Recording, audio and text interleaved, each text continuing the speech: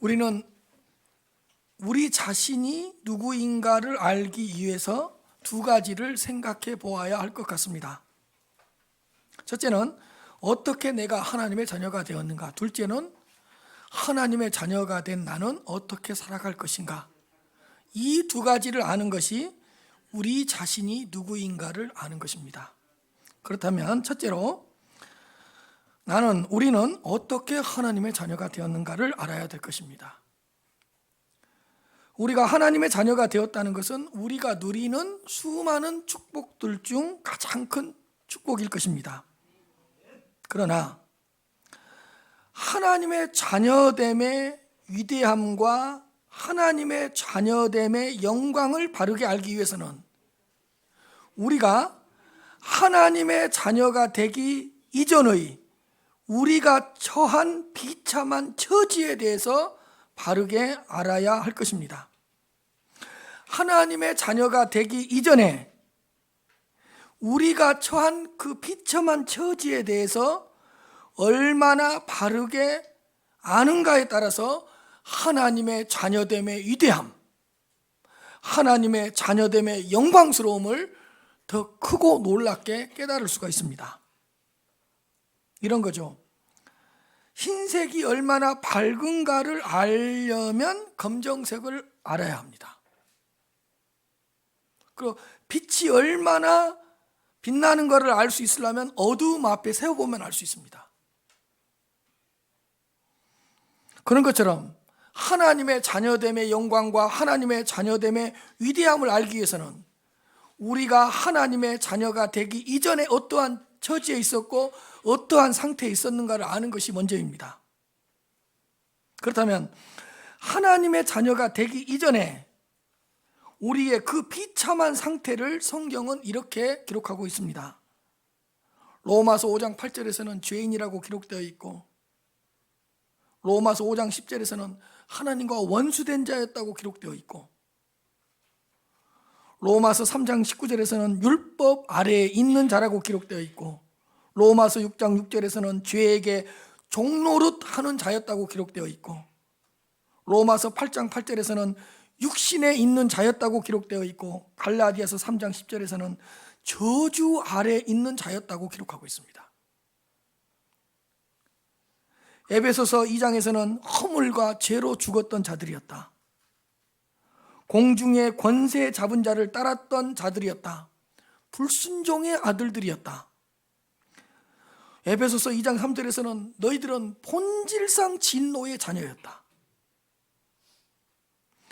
그리스도의 밖에 있었던 자들이었고 이스라엘 나라 밖의 사람들이었고 외인이었고 소망이 없던 자였고 심지어는 하나님도 없던 자였다고 기록하고 있습니다. 히브리서 2장 15절에서는 너희들은 사망의 매인 자들이었다. 로마서 3장 10절부터 12절까지 하고 18절 말씀을 보시면 기록된 바 의인은 없나니 하나도 없으며 깨닫는 자도 없고 하나님을 찾는 자도 없고 다 치우쳐 함께 무익하게 되고 선을 행하는 자가 없나니 하나도 없도다. 그들의 눈앞에 하나님을 두려워함이 없느니라 함과 같으니라. 한마디로 우리는 비참한 죄인들이었습니다. 모든 부분이 타락하고 부패하고 오염되지 않는 곳이 없었던 비참함 그 자체였습니다. 홍수가 나서 물에 빠지면 온몸이 흠뻑 젖게 되는 것처럼 죄로 물들지 않는 곳이 없었습니다. 죄로 인하여 성한 곳이 없었습니다. 우리 안과 밖 온통 비참함밖에 없었습니다. 여러분, 비참함이란 뭔지 아십니까? 비참함이란 알고 있는데 답을 찾지 못하는 것이 비참함입니다. 이런 거예요. 죄는 내 죄를 알기는 아는데 그 죄를 해결할 길도 없고 해결할 수 없는 것, 그게 비참함이에요. 어떤 질병 가운데 있는데 그 질병을 치료할 능력도 없고 그 질병을 치료할 기술도 없어요. 이런 것들을 비참함이라 그래요. 구원받기 이전에 모든 인간은 하나님의 자녀가 되기 이전에 우리는 비참함 그 자체였습니다. 죽음의 문제를 해결할 수 없었고, 죄의 문제를 해결할 수 없었고, 구원의 문제를 해결할 수 없었습니다.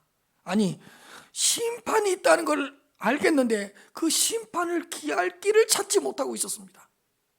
그러니까 아는데 해결점을 찾지 못하는 게 이게 비참함입니다.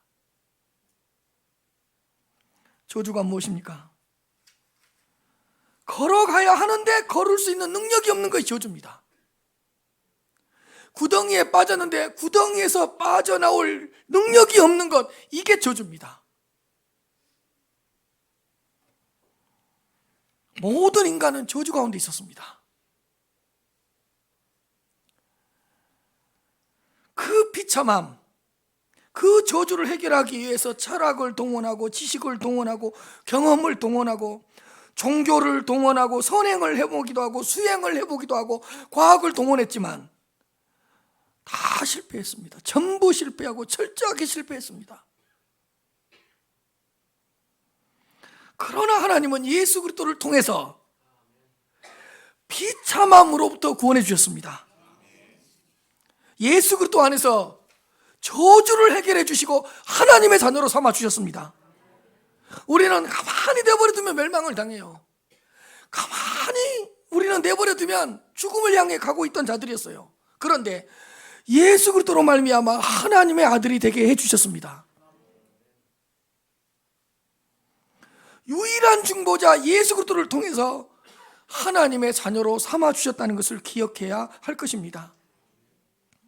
우리를 대신하여 모든 값을 치르셨고 십자가에서 죽으셨고 3일 만에 부활하셔서 하나님의 자녀로 삼아 주셨습니다. 우리의 모든 죄를 사해 주셨습니다. 과거의 죄, 현재의 죄, 미래의 죄, 모든 죄를 사해 주셨고 다 이루신 모든 의를 우리에게 전가해 주셨습니다.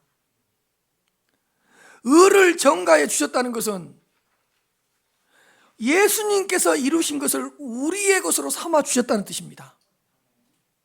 그리스도의 순종을 우리의 순종으로 삼아 주셨고 그리스도의 십자가를 우리의 십자가로 인정해 주셨고 그리스도의 죽으심을 우리를 위한 죽음으로 인정해 주셨다는 뜻입니다.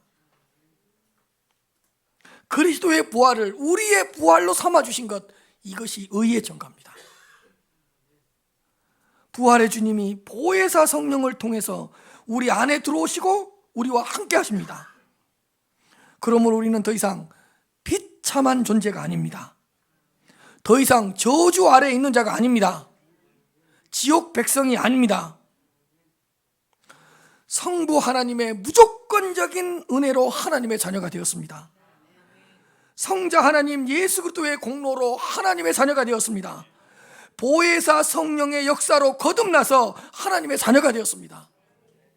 여러분, 우리의 구원을 위해서 우리를 하나님의 자녀로 삼으시기 위해서요, 삼위일체 하나님이 동원되셨다는 걸 알아야 돼요. 성부 하나님의 사랑, 성부 하나님께서 우리들을 사랑해 주시고 성부 하나님께서 우리들을 어떻게 구원하고 어떻게 자녀 삼으실 것인가 계획을 세우셨어요. 그런데 성자 하나님 예수 그리스도께서 성부 하나님이 세우신 모든 계획을 다 이루셨어요. 그리고요, 성부 하나님의 사랑 그리고 성자 하나님 예수 그리스도의 공로를 우리의 것으로 삼아주시고 우리의 것으로 누가 인정해 주셨냐? 성령 하나님의 능력과 작용이에요. 그러니까 여러분, 우리를 자녀 삼기 위해서 삼위일체 하나님이 나섰고 삼위일체 하나님이 움직이셨고 삼위일체 하나님이 동원되셨고 삼위일체 하나님이 행동하셨다는 것을 알아야 됩니다. 아니, 누가 동원되었는가를 보면 우리의 구원의 이대함, 자녀됨에, 우리의 자녀됨에 그 영광스러움을 알 수가 있습니다. 여러분, 계집을 하나 짓는다고 생각합시다. 아무나 데려다 계집 짓게 하면 돼요. 그러나 조그마한 집을 짓는다고 생각합시다. 거기에 그 집을 지을 수 있는 그 능력을 가진 사람이 동원돼야 되잖아요. 근데 정말 아름답고 멋진 왕궁을 짓는다고 생각해봐요. 아무나 동원되겠어요? 왕궁을 짓는데 아무나 데려다 쓰겠냐고요. 그렇다면 왕궁을 짓기 위해서는 얼마나 특별한 사람, 대단한 사람이 동원돼야 되겠냐고요. 그래서 건설사가 중요한 거 아니에요.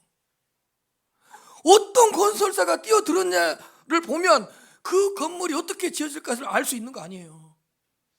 그렇다면 생각해 보십시오. 우리를 자녀 삼기 위해서, 우리를 구원하기 위해서 삼위일체 하나님이 나섰다니까요.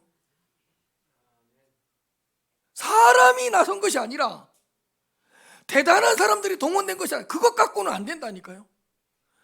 성부 하나님이 나섰고, 성자 하나님이 나섰고, 성령 하나님이 나섰다니까요.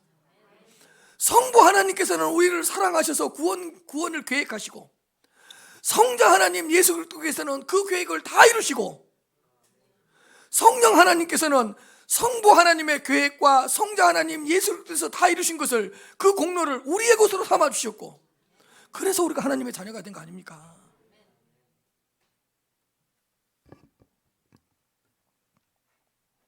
하나님의 자녀가 되었다는 것은 이렇게 놀라운 축복입니다. 우리는 새로운 피조물이 되었습니다. 우리에게 있는 어떤 일부가 수정되거나 보완되거나 뭔가가 추가되거나 삭제된 것이 아닙니다.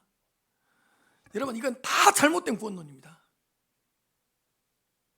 우리에게 있는 뭔가를 조금 수정해서 구원받았다? 우리에게 없는 뭔가를 조금 추가해서 우리가 하나님의 자녀가 되었다?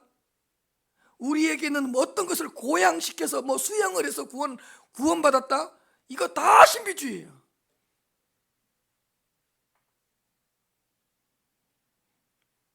우리는 그 이전과는 다른 완전한 새 사람이 되었습니다. 의인이 되었습니다. 그리스도의 것이 되었고, 그리스도의 사람이 되었고, 그리스도인이 되었습니다. 은혜가 왕노릇하는 자가 되었고, 부르심을 입은 자가 되었고, 하나님께로부터 의롭다고 여기심을 받은 자가 되었습니다. 아니, 하나님 앞에서 산 자가 되었습니다. 의의 병기가 되었고, 순종의 종이 되었고, 의의 종이 되었습니다. 아니, 새 생명을 가진 자가 되었습니다.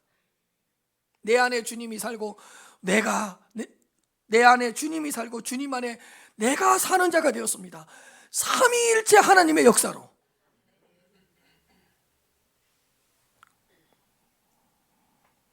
베드로전서 2장 9절에서 10절입니다.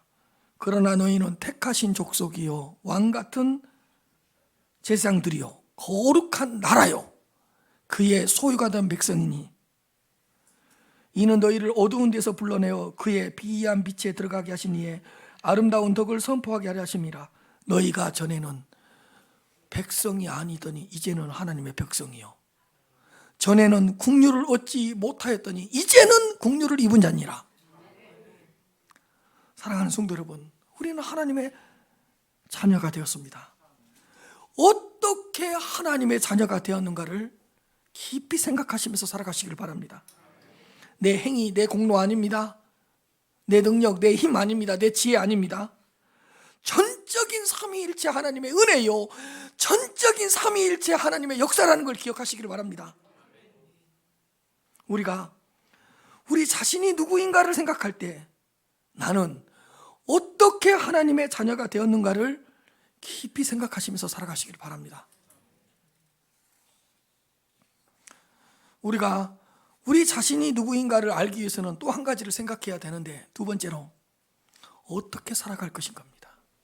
하나님의 자녀가 되었다면 어떻게 살아갈 것인가?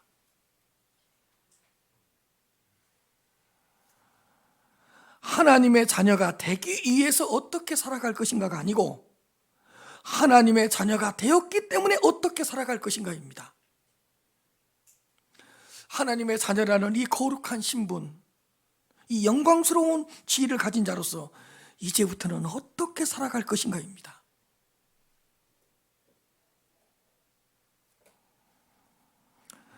성경을 읽으실 때 여러분, 이 두 가지가 함께 기록되어 있다는 것을 항상 기억했으면 좋겠습니다. 이 두 가지가 뭐냐?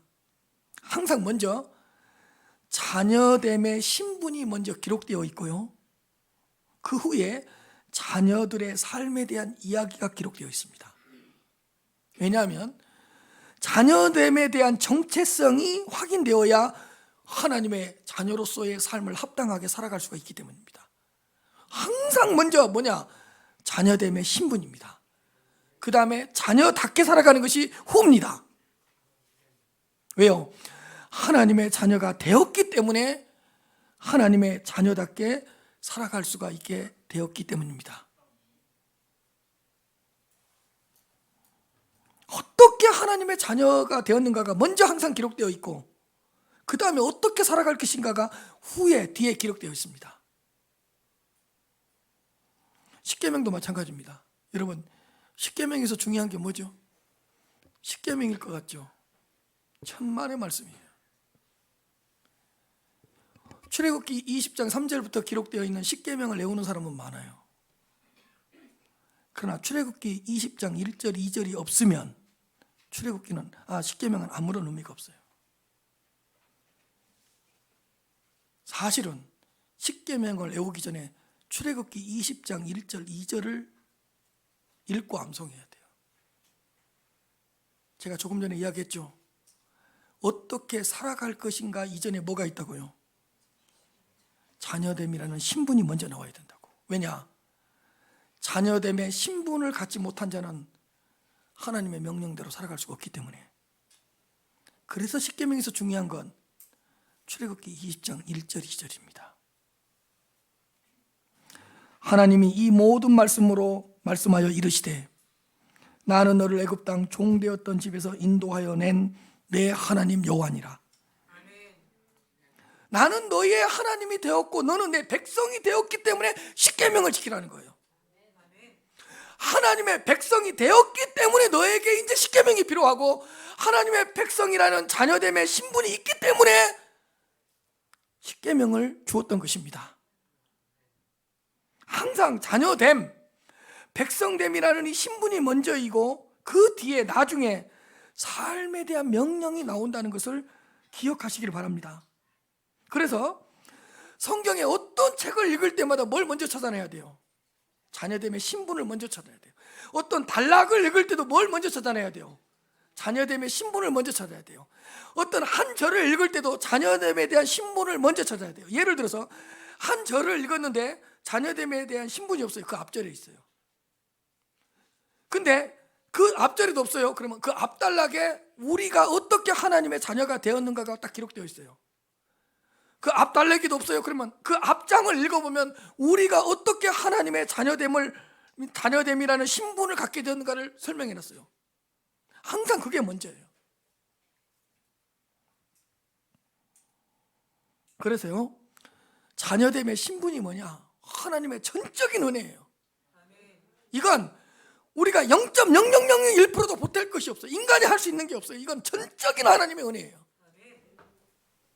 그러니까 자녀됨이라는 신분을 갖는 데는 하나님의 삼위일체 하나님의 전적인 은혜요, 전적인 역사예요. 그러면 자녀됨이라는 신분이 있기 때문에 이제 자녀답게 살아야 돼요. 자녀로서의 삶을 살아가야 돼요. 이건 뭐냐? 신분의 은혜를 힘입어서 살아가는 것이 자녀됨의 삶이에요. 그러니까 1번이 없으면 몇 번이 없는 거예요? 2번 없어요. 그러니까 자녀됨의 신분의 은혜를 힘입고 자녀됨의 신분의 그 능력을 힘입어서 자녀답게 살아갈 수가 있는 것입니다. 그렇다면 오늘 본문을 통해서 우리는 하나님의 자녀가 되었고 나는 하나님의 자녀가 되었는데 어떻게 살아갈 것인가를 살펴보겠습니다. 12절입니다. 그러므로 너희는 하나님이 택하사 거룩하고 사랑받은 자처럼 긍휼과 자비와 겸손과 온유와 오래 참음을 임입고, 또 먼저 뭐가 나오죠? 신분이 먼저 나와요. 그러므로 너희는 너희가 누군데요? 하나님이 택하사 택함 받은 자, 거룩하고 거룩한 자, 사랑을 받은 자, 택하심을 받고 거룩하게 되고 사랑을 받는 너희들은 어떻게 살라고요? 긍휼과 자비와 겸손과 온유와 오래 참음을 옷 입어라. 뭐가 먼저 나오죠? 자녀됨의 신분이에요. 자녀됨의 신분을 가진 자, 자녀됨의 지위를 가진 자가 긍휼과 자비와 겸손과 온유와 오래 참음으로 살아갈 수가 있습니다. 여러분, 이렇게 살아가십시다. 13절에서 14절입니다. 누가 누구에게 불만이 있거든 서로 용납하여 피차 용서하되 주께서 너희를 용서하신 것과 같이 너희도 그리하고 이 모든 것 위에 사랑을 다하라. 이는 온전하게 맺는 띠니라. 우리가 이렇게 살아가다 보면, 신앙생활을 하다 보면 가정에서나 사회에서나 직장에서나 우리가 교회 안에서 누군가에게 불만이 있을 수 있고 불평이 있을 수 있고 언짢은 일이 있을 수 있어요. 누가 누구에게 불만, 불평, 언짢은 일이 있거든 주님께서 너희를 용서하신 것 같이 너희들도 서로 용납하고 피차 용서하랍니다. 그리고 그 모든 것 위에 사랑을 더하고 사랑을 실천하랍니다. 왜? 이 사랑은 모든 것을 온전하게 매는 띠이기 때문입니다. 이렇게 살아가라는 거예요. 너희들은 하나님의 자녀됨의 신분을 가지고 있으니까. 그러므로 너희들만이 이렇게 살아갈 수가 있다는 거예요. 택하심을 받고 거룩하게 되고 사랑을 받은 너희는 주께서 너희를 용서하신 것처럼 서로 용납하고 피차 용서해라. 그리고 그 모든 것 위에 사랑을 더하라. 왜? 사랑은 모든 것을 온전하게 매는 띠이니까.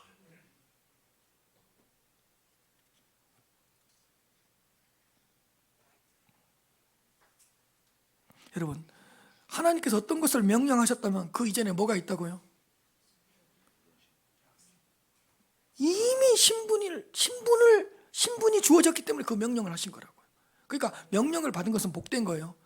이미 자녀 삼았다는 뜻이니까. 자, 15절입니다. 그리스도의 평강이 너희 마음을 주장하게 하라. 너희는 평강을 위하여 한 몸으로 부르심을 받았나니 너희는 또한 감사하는 자가 되라. 너희는 평강을 위하여 한 몸으로 부르심을 받았으니 그리스도의 평강이 너희 마음을 주장하고 그리스도의 평강이 너희 마음을 지배하고 그리스도의 평강이 너희 마음을 통치하도록 하라는 것입니다. 그리스도의 평강, 어떤 풍랑 앞에서도 어떤 환경과 조건 앞에서도 흔들리지 않았던 그 그리스도의 절대적인 평강이 너희 마음을 주장하게 해라. 너희는 또한 감사하는 자가 되라고 말씀하고 있습니다. 이렇게 살아가래요. 왜? 너희들은 택함을 받은 자이고 거룩한 자이고 사랑을 받은 자이기 때문에 이렇게 살아가라는 거예요, 여러분. 그러니까 이번 주에 우리는 하나님의 자녀됨이라는 그 영광스러운 신분, 거룩한 지위와 거룩한 그 위치가 있으니까 그리스도의 평강이 우리의 마음을 지배하게 합시다. 그리고 감사하면서 살아가십시다. 또한 16절에서 17절에서 이렇게 이야기합니다. 그리스도의 말씀이 너희 속에 풍성히 거하여 모든 지혜로 피차 가르치며 권면하고 시와 찬송과 신령한 노래를 부르며 감사하는 마음으로 하나님을 찬양하고 또 무엇을 하든지 말에나 일에나 다 주 예수의 이름으로 하고 그를 힘입어 하나님 아버지께 감사해라. 이렇게 살아가래. 어떻게 살아가냐? 그리스도의 말씀이 너희 속에 풍성히 거하게 하여 모든 지혜로 피차 가르치며 권면하고 시와 찬송과 신령한 노래를 부르고 감사하는 마음으로 하나님을 찬양하랍니다. 또 무엇을 하든지 말에나 일에나 다 주 예수의 이름으로 하고 예수 그리스도를 힘입어 하나님 아버지께 감사합니다. 자녀됨의 신분이 있기 때문에, 그 거룩한 자녀됨, 영광스러운 신분이 있기 때문에, 그 은혜가 있기 때문에 이렇게 살아가라고 명령하신 것입니다. 사랑하는 성도 여러분, 우리는 하나님의 자녀이기 때문에 하나님의 자녀답게 살아갈 수 있습니다. 우리를 하나님의 자녀로 삼으신 분이 하나님의 자녀답게 살아갈 수 있도록 능력도 주시고 지혜도 주시고 힘도 주시고 은사도 주시고 모든 것을 다 주십니다. 다시 말씀드립니다. 우리를 하나님의 자녀로 삼으신 그분이 하나님의 자녀답게 오늘 본문 12절에서 17절 말씀대로 살아갈 수 있도록 능력도 주시고 은혜도 주시고 지혜도 주시고 은사도 주십니다. 새 생명을 주신 분이, 새 생명을 줬다는 것도 뭐예요? 신분이죠. 새 생명을 주신 분이 새 생활을 할 수 있도록 새 능력도 주십니다. 아니, 삼위일체 하나님께서 우리를 거룩한 하나님의 자녀로 삼아 주셨는데 그냥 내버려 두겠습니까? 내가 너를 이제 내 자녀로 삼았어, 네가 이제 네 알아서 해. 내가 너를 내 백성으로 삼았어, 이제 네 일은 네가 알아서 해. 이렇게 내버려 두시겠냐고요.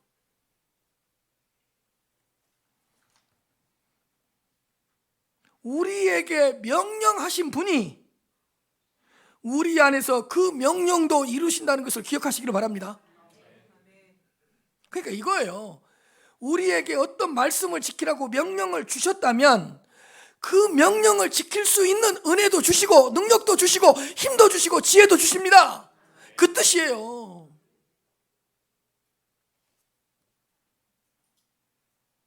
그 명령을 지킬 수 있도록 마지막 하나까지 도와주시고 끝까지 함께 해주시고 끄트머리 하나까지 역사해 주십니다.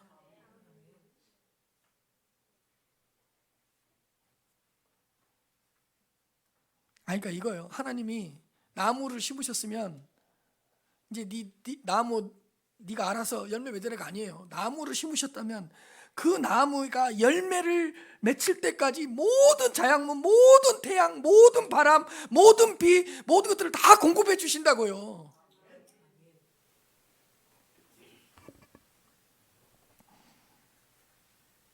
이렇게 말하면 안 돼요. 그러니까 보세요.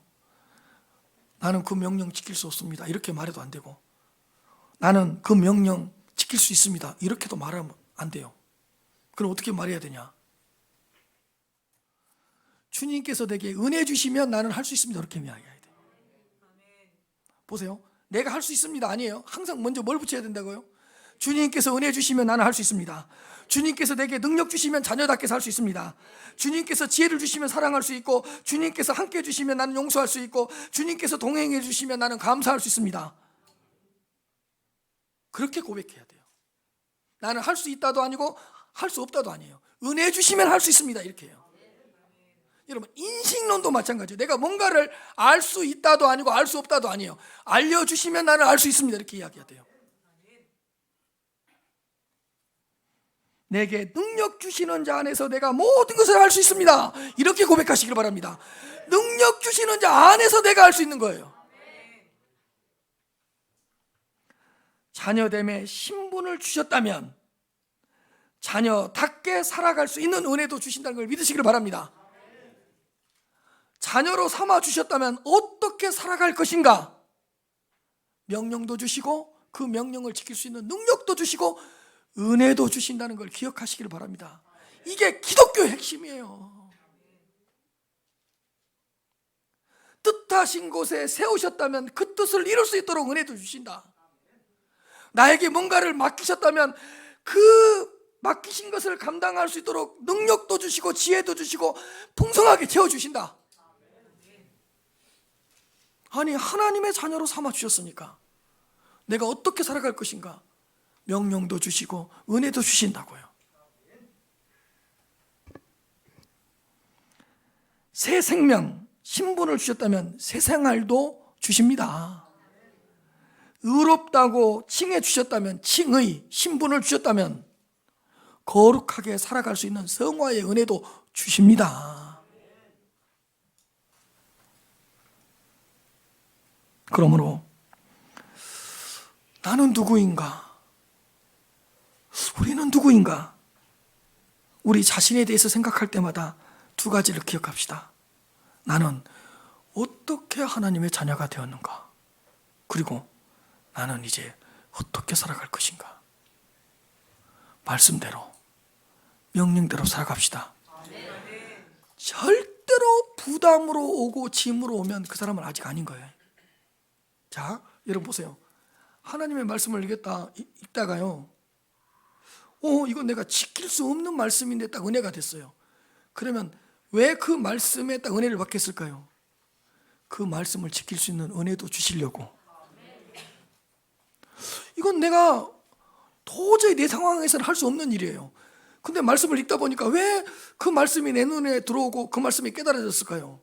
도저히 지킬 수 없을 것처럼 느껴졌던 그 명령도 하나님께서 지킬 수 있도록, 행할 수 있도록 은혜를 주시려고. 자녀됨에 뭐가 있으니까? 신분에 있고 자녀됨에 은혜가 있으니까. 그래서 말씀이 깨달아졌다면 어떻게 해야 돼요? 감사하기를 바랍니다. 그 말씀을 지킬 수 있는, 그렇게 살아갈 수 있는 축복도 주실 것이니까요.